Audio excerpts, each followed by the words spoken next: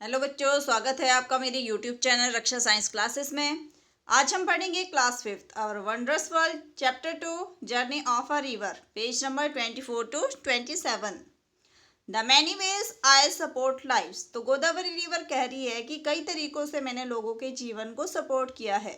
Since ancient times people have always build their homes near reverse और water bodies.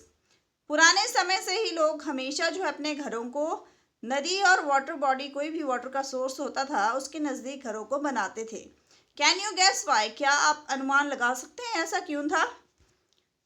People build homes near water bodies because water is needed for drinking, farming, daily use and earning a living.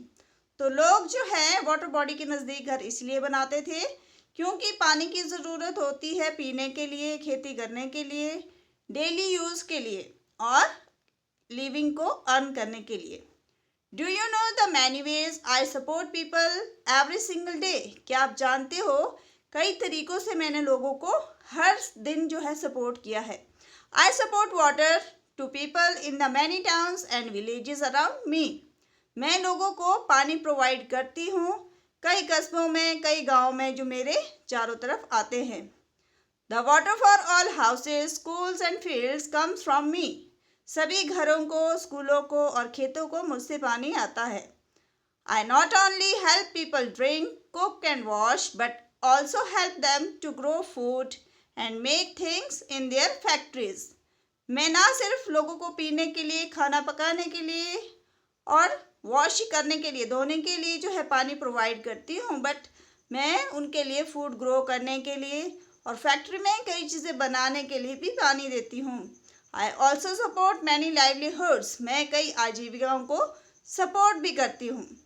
My water is carried in pipes and canals and shared by many. मेरा पानी जो है वो pipes के जरिए और नहरों के जरिए ले जाया जाता है और आगे बांटा जाता है। Eco tourism means visiting natural places like forests, rivers or mountains to enjoy their beauty without harming the environment। तो इको टूरिज्म का मतलब है नेचुरल प्लेसेस जैसे फॉरेस्ट है, रिवर है, माउंटेन्स है, इनकी ब्यूटी को इंजॉय करना। वॉच एनिमल्स एंड बर्ड्स, वहाँ पे animals, different kinds of birds को देखना। And learn about nature without harming the environment, और पर्यावरण को नुकसान पहुँचाए बिना प्रकृति को जानना। List 3 ways in which people are dependent on the river Godavari.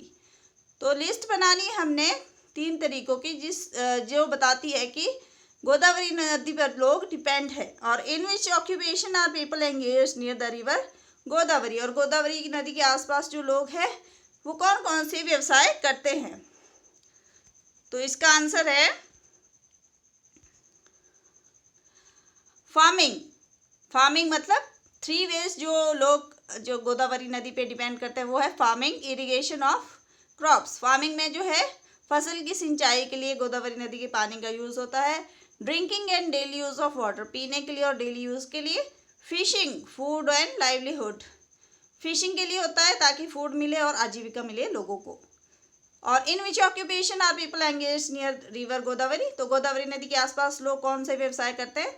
तो कुछ वहाँ पे फार्मर्स हैं, फिशरमैन हैं और बोटमैन और टूरिज्म, राफ्टिंग, बोटिंग वगैरह करवाने वाले हैं। Which crops do you see growing near the Godavari? Godavari नदी के आसपास कौन कौन सी फसलें उगती हैं? और which crops grow in your region, आपके क्षेत्र में कौन कौन सी फसलें उगती है? And where does the water for irrigation come from, और उनके लिए जो है सिंचाई के लिए पानी कहाँ से आता है? तो गोदावरी की नदी के आसपास जो फसलें हम देखी है वो है राइस, पैडी जिसको धान बोलते हैं, और शुगर केन, गन्ना। और आपके रीजन में यहाँ पे आप अपने रीजन के अकॉर्डिंग भी लिख सकते हैं, आपके रीजन जहाँ पे आप रहते हो कौन कौन सी क्रॉप्स ग्रो करते हैं। जैसे हमारे यहाँ वीट, राइस, वेजिटेबल्स होती है, मेज़ होती है, और इसके लिए वाटर कम्स फ्रॉम रिवर्स, कई जगह रिवर से आता है, कई जगह कैनल से, और कई लोग वेल्स और ट्यूबवेल का यूज़ करते हैं इरीगेशन के लिए। Activity 1, make a poster in your classroom showing all the ways river help people. Include drawings of home, farms, boats, fishermen and more। तो इसमें कहा गया है अपने क्लासरूम में पोस्टर बनाना है और बताना है कि नदी किस तरह लोगों की हेल्प करती है। और इस ड्राइंग में आपके घर भी होने चाहिए, खेत भी होने चाहिए, बोट्स होनी चाहिए, फिशरमैन मछली जो पकड़ने वाले हैं मछुआरे वो भी होने चाहिए, और बहुत कुछ इंक्लूड कर सकते हैं आप इसमें। Dams storing my water changing my flow. अब डैम्स जो बनते हैं वो मेरे पानी को स्टोर करते हैं और मेरे बहाव को बदलते हैं। Did you know that there are more than 900 dams that store my water so people can use it even during dry season to drink, grow crops and make electricity।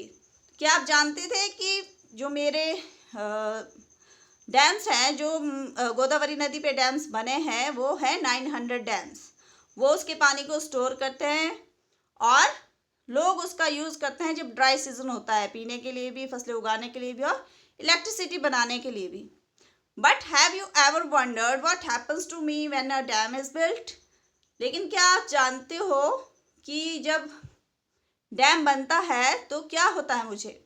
What happens to the forest animals and people living near me? और मेरे जो नज़दीक के forest है, जंगल है, animals है और लोग हैं वहाँ पे रहने वाले, उनका क्या होता है? A dam is like a giant wall that blocks my flow and stores water in a large water body called a reservoir. तो डैम जो होता है, बांध जो होता है, वो बड़ी सी दीवार होती है, बहुत बड़ी विशाल एक दीवार होती है जो मेरे बहाव को रोकती है और बहुत बड़ा एक झील बन जाती है, एक वाटर बॉडी बन जाती है जिसको हम रिजर्वायर बोलते हैं, जिसमें पानी स्टोर होता है। While this stored water helps many people, it also floods land that was once home to animals and people। तो जब ये पानी स्टोर होता है तो ये लोगों की हेल्प करता है, कई लोगों की हेल्प करता है कई तरीके से, लेकिन ये बहा ले जाता है वो सारी चीज़ें जो उसके नज़दीक कभी पहले थी, चाहे वो घर थे, चाहे एनिमल्स थे या लोग थे। Many have to leave their homes and shift elsewhere when a dams are built। तो जब डैम बनता है तो कई लोगों को अपने घर छोड़ने पड़ते हैं और दूसरी जगह शिफ्ट होना पड़ता है। When you open a tap, it is hard to imagine the journey the water has taken and many sacrifices that were made so you could have it। तो जब आप एक नल का खोलते हैं तो आप ये कल्पना भी नहीं कर सकते हैं कि इसकी यात्रा कहाँ की है, ये कहाँ जाएगा और ये कहाँ से आया है और कितने बलिदान इसके पीछे हुए हैं यहाँ तक पहुँचने के लिए। That's why it is important to use water wisely and never waste it। तो ये बहुत ज़रूरी है कि हम पानी का बुद्धिमत्ता से इस्तेमाल करें और कभी भी उसको वेस्ट ना करें। Next is what problems can arise after a dam is built. जब एक डैम बनता है तो कौन कौन सी प्रॉब्लम्स होती हैं and how can they be solve, उनका समाधान कैसे हो सकता है। Nearby villages and forest get flooded. जब डैम बनता है तो नज़दीक के जो गाँव है, जंगल है, वो फ्लड हो जाते हैं, मतलब डिस्ट्रॉय हो जाते हैं। People lose their homes and have to move. लोगों को अपना घर छोड़ना पड़ता है और दूसरी जगह शिफ्ट होना पड़ता है। तो आज की ये वीडियो में इतना ही। नेक्स्ट जो पार्ट है वो हम नेक्स्ट वीडियो में पढ़ेंगे। आई होप आपको इतना समझ आ गया होगा। Thank you and subscribe my channel.